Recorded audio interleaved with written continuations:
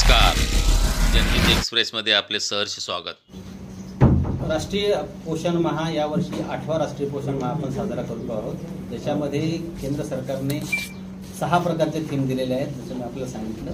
त्या थीमवर आधारित आपण महिनाभर म्हणजे 17 सप्टेंबर पासून ते 16 ऑक्टोबर पर्यंत महिनाभर आपण विविध ॲक्टिव्हिटी पूर्ण राज्यभर घेणार आहोत। त्याच्यामध्ये आमचे जिल्ह्यातले जिल्हा कार्यक्रम अधिकारी, जिल्हाधिकारी, मुख्य कार्यकारी अधिकारी, बाल विकास प्रकल्प अधिकारी आणि सगळ्या अंगणवाड्या ज्या महाराष्ट्रामध्ये 1,10,669 आहेत त्या सगळ्या सहभागी होणार आहेत। त्यांच्यामार्फत दर आठवड्याला काय काय कार्यक्रम त्यांनी राबवावे त्याचा आम्ही ॲक्टिव्हिटी कॅलेंडर सगळ्यांना दिलेलं आहे, जे केंद्र शासनाने आम्हाला दिले आणि त्यावर आधारित सगळ्या जिल्ह्यांमध्ये आणि प्रकल्पामध्ये अंगणवाड्यांमध्ये हे कार्यक्रम राबवले जाणार आहेत।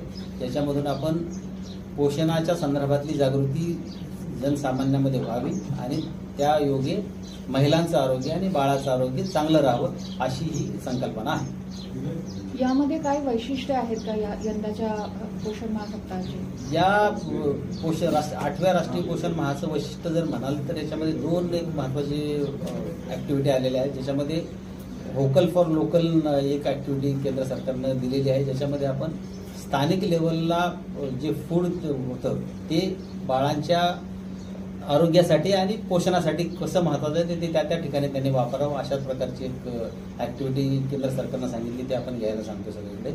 आणि दुसरं म्हणाल तर पुरुषांचा सहभाग या संगोपनामध्ये बालकाच्या असावा यासाठी प्रत्येक अंगणवाड्यांमध्ये हे कार्यक्रम घ्यावेत हे केंद्र सरकारनं सांगितलं। त्या ॲक्टिव्हिटी पण आपण या पुरुषांचा सहभाग वाढला पाहिजे, वडिलांचा सहभाग मुलाच्या संगोपनामध्ये शिक्षणामध्ये असावा यासाठी आपण ॲक्टिव्हिटी घ्यायला सांगतो आहोत। हे 2 महत्त्वाचे वैशिष्ट्य या पोषण माहाचे आपल्याला सांगता येते।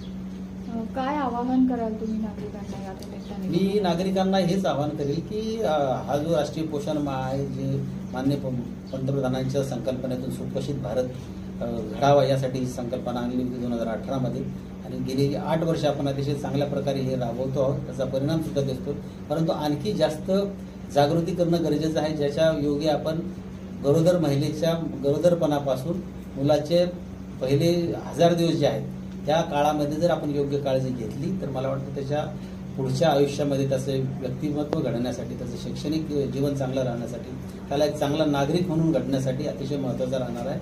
म्हणून बाळाच्या पहिल्या 1000 दिवसामध्ये मातेची आणि बाळाची पोषणासंदर्भातली आणि आरोग्यविषयक आणि व्हॅक्सिनेशनसाठीची सगळी काळजी जर आपण घेतली तर खऱ्या अर्थानं आपण सुदृढ महाराष्ट्र घडवण्यासाठी मदत करू शकता। हे